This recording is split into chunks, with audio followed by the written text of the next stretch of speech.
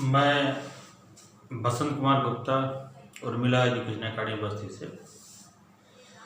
देखिए, जो चर्चा हो रही थी आप लोगों का, वो द्रवों के प्रवाह के बारे में चर्चा कर रहे थे और हमने एक बर्नौली प्रमेय बताया था कि यदि कोई आदर्श द्रव किसी असमान अनुप्रस्थ परिच्छेद वाली नली में धारा रेखीय प्रवाह से प्रवाहित हो रहा हो तो उसके प्रवाह के प्रत्येक बिंदु पर उसके एकांक आयतन की दाब ऊर्जा, गतिज ऊर्जा और स्थिर ऊर्जा अर्थात कुल ऊर्जा का योग सदैव क्या होता है, नियत होता है। और हमने एक संबंध बताया, प्राप्त किया था, P1 plus half rho B1 square plus rho GH1 equal to होगा P2 plus half rho B2 square plus rho GH2।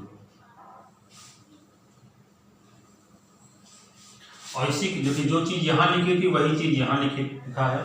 इसका ये मतलब हुआ कि P प्लस हाफ रो V स्क्वायर प्लस रो GH का मान क्या होता है, नियतांक होता है। ये बर्नौली प्रमेय। अब इसमें कुछ विशेष स्थितियां आती हैं, उन्हीं स्थितियों के बारे में चर्चा करते हैं। उसमें पहली स्थिति आती है क्षैतिज प्रवाह के लिए। क्षैतिज प्रवाह के लिए, अब क्षैतिज प्रवाह की बात करें अगर हम, तो क्षैतिज प्रवाह में नली सीधी हो। क्षैतिज प्रवाह का मतलब नली सीधी हो। तो नली जब सीधी होगी तो क्षैतिज प्रवाह के लिए H1 बराबर क्या हो जाएगा, H2 हो जाएगा। क्षैतिज प्रवाह के लिए H1 बराबर क्या हो जाएगा, H2 हो जाएगा।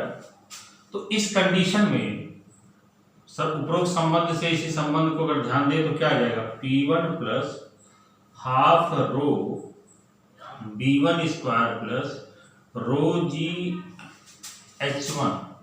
H1 ही रहने देते हैं, और P2 plus half rho B2 square plus रो, जहां H2 लिखा वहां मैं H1 लिख दे रहा हूं। जहां H1 लिखा वहां क्या, H2 लिखा वहां क्या लिख देंगे, H1। देखो ये कट जाएगा। किस कंडीशन में क्या आ जाएगा, P1 plus half rho B1 square equal to क्या हो जाएगा, P2 plus half rho B2 square. इस क्षैतिज प्रवाह के लिए बर्नौली प्रमेय का उपयोग है। इसी पर सवाल लगेगा, इसको याद रखिएगा। और देखिए, जो चीज यहां लिखा वो चीज यहां लिखा है। तो इसका ये मतलब हुआ क्षैतिज प्रवाह के लिए P प्लस हाफ रो V स्क्वायर बराबर क्या हो जाएगा, नियतांक हो जाएगा। कभी कभी बर्नौली प्रमेय को पूछ लेता है कि क्षैतिज प्रवाह के लिए बर्नौली प्रमेय बताइए।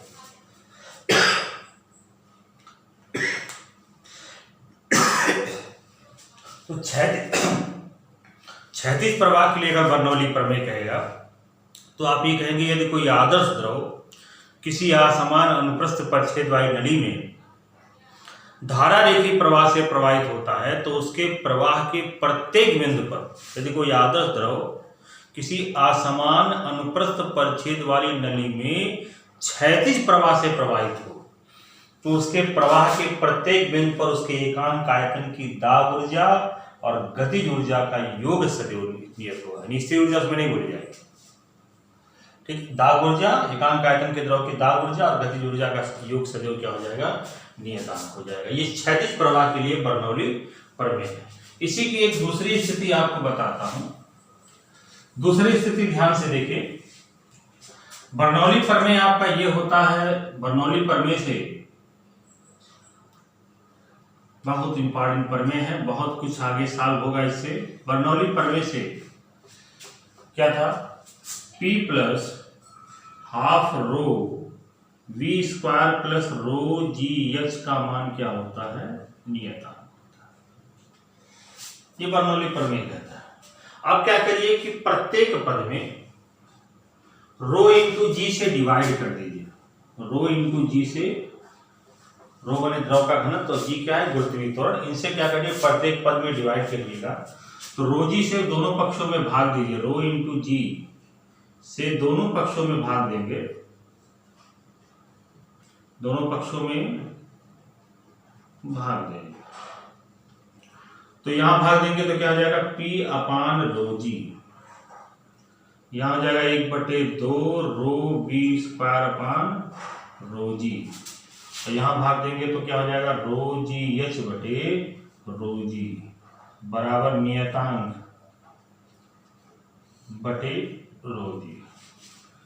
तो ये P अपान रो इंटू जी प्लस, देखिए रो से रो कट जाएगा, 2 नीचे चला जाएगा, बी स्क्वायर अपान 2g हो जाएगा, और यहाँ रो जी से रो जी कट जाएगा तो प्लस क्या आ जाएगा एच, और देखना रो द्रव का घनत्व है और जी गुरुत्वीय त्वरण है, तो रो अगर द्रव का घनत्व है, गुरुत्वीय त्वरण है, तो ये भी नियतांक होगा किसी दिए गए द्रव के लिए, और जी का मान ऑलरेडी किसी नियत स्थान के लिए भी नियतांक होता है, तो नियतांक इसका रो इंटू जी क्या है, नियतांक है, और नियतांक में नियतांक से भाग देंगे क्या आएगा, नियतांक आ जाएगा। ये बर्नौली प्रमेय का दूसरा स्वरूप है जिसमें P अपान रोजी को रो इंटू जी को बोलते हैं दाब शीर्ष, और V स्क्वायर अपान 2g को बोलते हैं वेग शीर्ष, और स्मॉल h को बोलते हैं गुरुत्वीय शीर्ष बोलते हैं। स्मॉल h को क्या बोलते हैं, गुरुत्वीय शीर्ष बोलते हैं।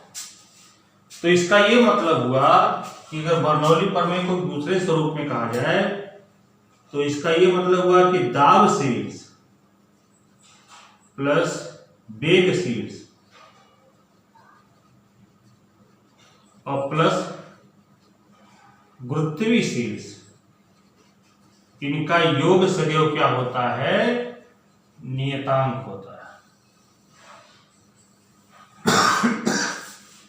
तो बर्नौली प्रमेय का एक दूसरा स्वरूप है, उस कथन को एक दूसरे तरीके से कहते हैं, यदि कोई आदर्श द्रव किसी असमान अनुप्रस्थ परिच्छेद वाली नली में धारा रेखी प्रवाह से प्रवाहित होता है तो उसके प्रवाह के प्रत्येक बिंदु पर दाब शीर्ष, वेग शीर्ष और गुरुत्वीय शीर्ष का योग सदैव नियतांक होता है। देखिए 3 तरीके से बर्नौली प्रमेय को बोला गया है, एक पहला मैंने बताया है और आज बता रहा हूं, एक क्षैतिज प्रवाह के लिए बर्नौली प्रमेय हो गया, और एक दाब शीर्ष, वेग शीर्ष और गुरुत्वीय शीर्ष के पद में बर्नौली प्रमेय को बोला गया। क्या बोला हो कि यदि कोई आदर्श द्रव किसी असमान अनुप्रस्थ परिच्छेद वाली नली में धारा रेखी प्रवाह से प्रवाहित हो रहा है तो उसके प्रवाह के प्रत्येक बिंदु पर दाब शीर्ष, वेग शीर्ष और गुरुत्वीय शीर्ष का योग सदैव क्या होता है, नियतांक होता है। देखिए दाब शीर्ष होता है P अपान रो जी, वेग शीर्ष V स्क्वायर अपान 2g और H क्या होता है, गुरुत्वीय शीर्ष। इन तीनों का एक ही मात्रक होता है, SI पद्धति में मीटर होगा और CGS सिस्टम में सेंटीमीटर होगा। ठीक है, डायमेंशन फार्मूला ये होता है, डायमेंशन फार्मूला क्या आपका होता है, ये होता है। तो ये था दाब शीर्ष और वेग शीर्ष और गुरुत्वीय शीर्ष के बारे में बर्नौली प्रमेय के, ये इसकी कुछ विशेष स्थितियां। अभी हमने आपको बताया कि क्षैतिज प्रवाह के लिए बर्नौली प्रमेय जो होता है, हमने क्षैतिज प्रवाह के लिए बर्नौली प्रमेय लिखा था, हाफ रो V स्क्वायर बराबर क्या होता है, नियतांक होता है। क्षैतिज प्रवाह के लिए बर्नौली प्रमेय मैंने लिखा। इस फार्मूले को अगर बहुत ध्यान से देखिए आप, तो आप देखेंगे कि P प्लस हाफ रो V स्क्वायर का मान नियतांक है। कहने का क्या मतलब हुआ कि अब हाफ रो नियतांक हो गया, अब इसको बोलिए P प्लस V स्क्वायर का योग नियतांक है, और नियतांक है इसका मतलब अगर एक का मान हम बढ़ा दें तो दूसरा मान अपने आप घट जाएगा। जैसे मान लिया कहा जाए कि A प्लस B बराबर 7, ये नियतांक है, नियत, यह हमारे 17 है, ये नियत है। अब A का मान अगर हम 4 करेंगे तो B हमको क्या करना पड़ेगा, 13 करना पड़ेगा, तब तो 17 आएगा। अगर A को बढ़ा के 10 कर देंगे तो B अपने आप घट के 7 हो जाएगा। तो चूंकि दोनों का योग नियत है तो इसका मतलब एक का मान अगर आप बढ़ाएंगे दूसरा घटेगा। कहने का ये मतलब हुआ कि यदि क्षैतिज प्रवाह की जब बात करेंगे तो दाब अगर कम होगा, यानी नली के जिस स्थान पर वेग ज्यादा है वहां पर दाब क्या होगा, कम होगा। और नली के जिस स्थान पे या प्रवाह के जिस स्थान पे वेग कम है वहां पर द्रव दाब अधिक होगा। ये ध्यान रखें, बड़ी अच्छी चीज है। निश्चैतिज प्रवाह की जब बात करेंगे तो अगर वेग ज्यादा है, जिस स्थान पे वेग ज्यादा होगा द्रव का, उस स्थान पे द्रव का दाब कम होगा, और जिस स्थान पे वेग कम होगा वहां पर दाब क्या होगा, ये अधिक होगा। इससे संबंधित बहुत सारे यंत्र और हैं जिनके बारे में हम चर्चा करेंगे। वेंचुरीमीटर है, ठीक है, और वेंचुरीमीटर है, या लैंप का जलना जो होता है इसी सिद्धांत पर काम करता है, ठीक है। एक मैग्नेस प्रभाव है कि जब कोई गेंद स्पिन कराती हुई फेंकी जाती है तो सीधी रेखा में न जाके वो वक्राकार पथ पर तय चलती है, तो उसके बारे में हम चर्चा कल करेंगे। आज फिलहाल आज के लिए इतना ही है। इस पर कुछ न्यूमेरिकल हैं, वो मैं न्यूमेरिकल इसके साथ भेज दूंगा, आप लोग उसको जरूर सॉल्व करिएगा। जो भी प्रॉब्लम होगी आप मुझसे कंसल्ट करिएगा मेरे व्हाट्सएप नंबर पर, और आगे चर्चा कल करेंगे। धन्यवाद।